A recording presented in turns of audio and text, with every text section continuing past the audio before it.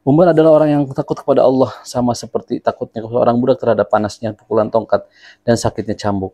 Bukan, tetapi Umar takut kepada Allah karena takut azabnya. Ia telah mengiba kepadanya karena mengagungkannya dan ia merasa malu kepada Allah dengan membawa kesalahan apapun. Kata-kata inilah yang selalu mengingatkannya. Dahulu kamu orang yang rendah, lalu Allah mengangkat derajatmu. Dahulu kamu orang yang sesat, lalu Allah menunjukkanmu. Dan dahulu kamu orang yang hina, lalu Allah memuliakanmu. Kemudian Allah menjadikanmu berkuasa. Assalamualaikum warahmatullahi wabarakatuh. Alhamdulillahirrabbilalamin. Wassalatu wassalamu ala rasulillahi ajmain. Amma ba'du. Pertama marilah kita panjatkan puji syukur kita kehadirat Allah subhanahu wa ta'ala, yang mana alhamdulillah masih diberikan sebuah nikmat membereskan menjalani aktivitas yang mungkin setiap hari akan berbeda-beda aktivitasnya, walaupun tujuan aktivitas itu sama. Ya alhamdulillah sudah diberikan kemudahan untuk menjalani aktivitas, dan insya Allah mudah-mudahan sampai nanti berkelanjutan aktivitas tersebut. Salawat dan salam semoga tetap tercurah limpahkan kepada Nabi besar Nabi Muhammad SAW, kepada para keluarga, para sahabat, tabi'in, atba'ut tabi'in, sampai kepada kita umatnya zaman yang insya Allah mudah-mudahan Allah jadikan kita sebagai hamba yang selalu bersyukur, dan insya Allah mudah-mudahan di hari akhirat nanti mendapatkan syafaat dari Rasulullah SAW. Amin ya Allah ya Rabbal Alamin. Melanjutkan bacaan yang akan terus berlanjut karena untuk menambahkan minat membaca, masih di judul yang sama, 38 sahabat yang dijamin masuk surga, dan sekarang adalah tentang Umar bin Khattab, khalifah kedua yang ditunjuk selepas Abu Bakar As-Siddiq meninggal dunia. Jadi di video sebelumnya sudah disampaikan tentang sifat-sifat dari nasab dari Sayyidina Umar bin Khattab, terus sifat zuhud dan rendah hati, sampai keutamaan dan kebaikan Sayyidina Umar di masa khalifah, terus pesan-pesan dan sang pemimpin teladan. Video ini menyampaikan tentang ternyata Sayyidina Umar itu adalah orang yang menolak dunia. Wallahu alam, nanti kita baca isinya seperti apa. Terus beberapa hal mungkin nanti kita coba sampaikan sampai beberapa menit ke depan. Jadi yang sampaikan pertama adalah tentang orang yang menolak dunia. Bismillahirrahmanirrahim. Thalhah bin Ubaidillah mengatakan, Umar bukan seorang di antara kami yang paling awal masuk Islam, dan bukan orang yang paling dahulu berhijrah, tapi ia itu seorang di antara kami yang paling zuhud di dunia dan paling mendambakan akhirat. Al-Tabaq Al-Kubro Ibnu Sa'ad jilid 3 halaman 207.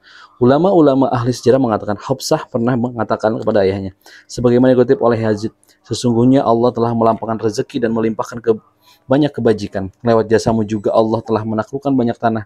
Kenapa engkau tidak memakan makanan yang lebih enak daripada makanan yang bisa engkau makan selama ini? Dan kenapa engkau tidak memakai pakaian yang lebih halus daripada pakaian yang biasa engkau pakai itu?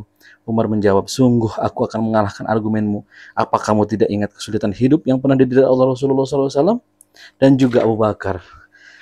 Umar terus mengulang-ulang ucapan itu sampai Hafsah menangis. Terakhir Umar mengatakan, sudah aku katakan kepadamu bahwa demi Allah, kalau mampu aku akan meniru beliau berdua dalam hal sama-sama mengalami kehidupan yang susah, dengan harapan semoga aku mendapatkan kehidupan yang menyenangkan di akhirat insyaallah seperti kehidupan mereka berdua, yakni Rasulullah SAW dan Abu Bakar As-Siddiq.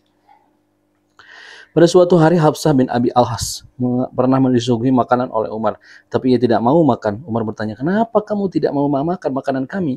Ia menjawab, makananmu tidak enak, keras. Lebih baik aku pulang untuk makan makanan yang enak yang telah disiapkan. Umar berkata, kamu kira aku tidak mampu untuk menyembelih seekor kambing lubunya dibubuti, membuat makanan lezat dari bahan tepung, atau membuat roti yang lezat, atau membuat makanan dari kurma kering yang mengundang selera makan, atau menyuruh mengambil satu sok anggur kering untuk diletakkan sebuah garibah dan dituangi air dengan sampai mengental seperti daerah kijang? Hafsah berkata, sungguh aku lihat engkau orang yang tahu hidup yang enak-enak.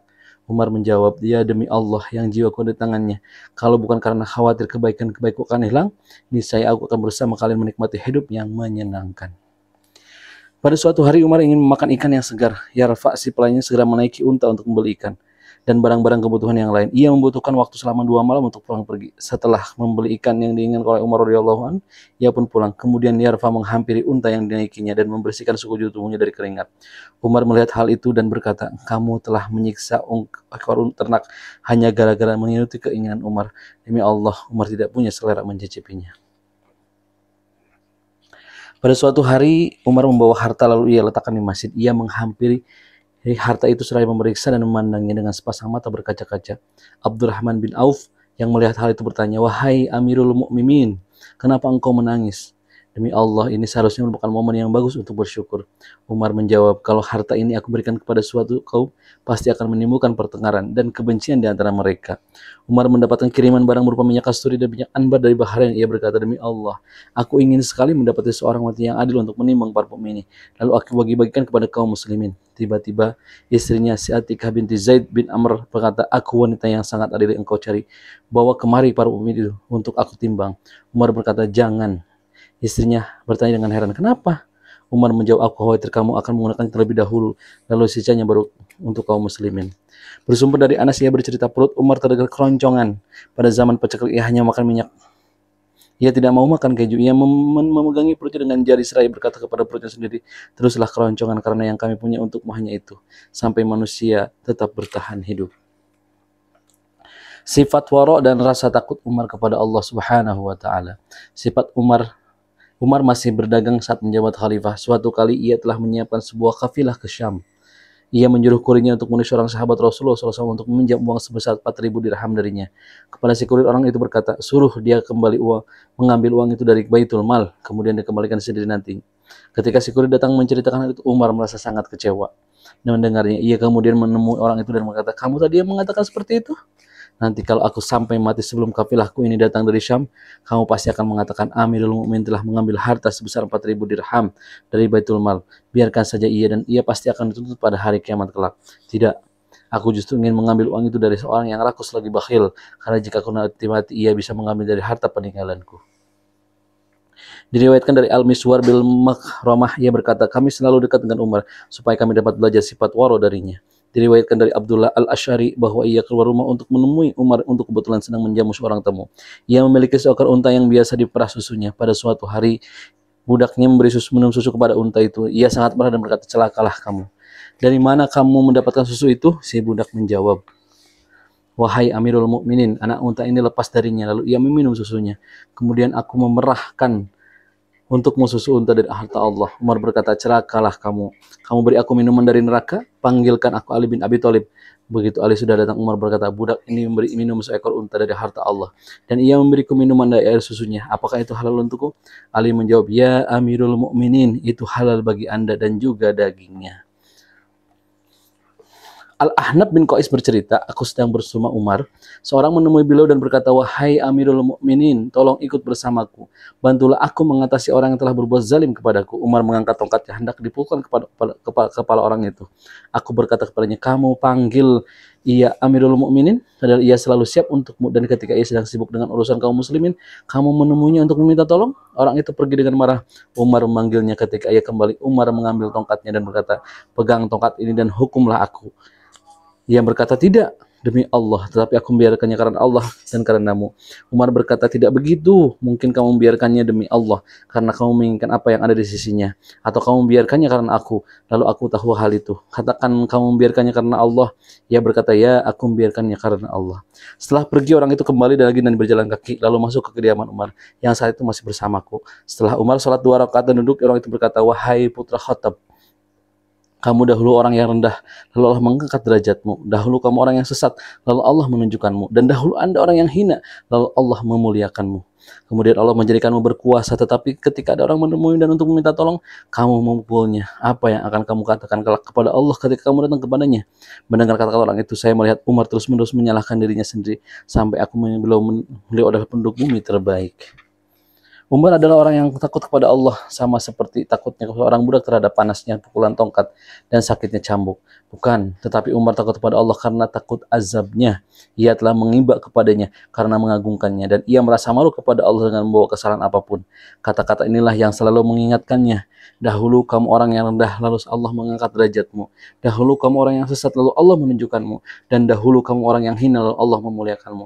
Kemudian Allah menjadikanmu berkuasa. Tapi ketika ada orang menemuimu untuk meminta tolong, kamu memukulnya. Apa yang akan kamu katakan Allah? Kamu datang kepadanya.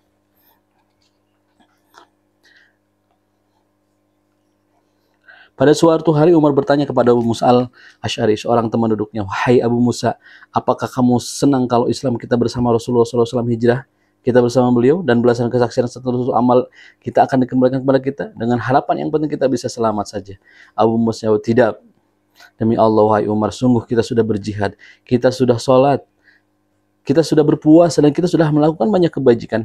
Bahkan banyak orang yang masuk Islam atas jasa kita. Kita tak mengharapkan belasan semua ini. Dengan menangis cucuran tes air mata yang mengalir di atas dua pipinya, laksana mutiara yang bertaburan, Umar berkata, kalau aku demi Allah yang jiwaku ada di tangannya, ingin sekali kalau hal itu dikembalikan lagi kepada kemudian masalahnya impas.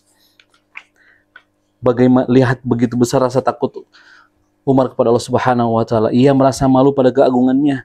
Sungguh Rasulullah SAW telah memberinya kabar gembira bahwa ia akan masuk surga, dan sungguh ia adalah orang yang paling kuat menahan keinginan nafsu dan kehinaan, sampai-sampai seakan ia benar-benar terlindung dari kesalahan. Kendati pun demikian, ia selalu merasa takut, malu, dan waspada kepada Allah Subhanahu wa taala. Ketika hendak dipanggil kehariban Allah dan saat-saat akan meninggalkan dunia sangat-sangat dekat, pada waktu itu Umar malah masih sibuk memikirkan siapa yang akan dipilih menerima amanat dan memimpin umat. Al-Mughirah bin Syu'bah menghampirinya dan berkata, aku ingin menunjukkan kepadamu siapa orang, wahai Amirul Mukminin. Dialah Abdullah bin Umar. Mendengar itu Umar tampak marah dan berkata, kami sudah tidak ingin mengatur urusan-urusan kalian.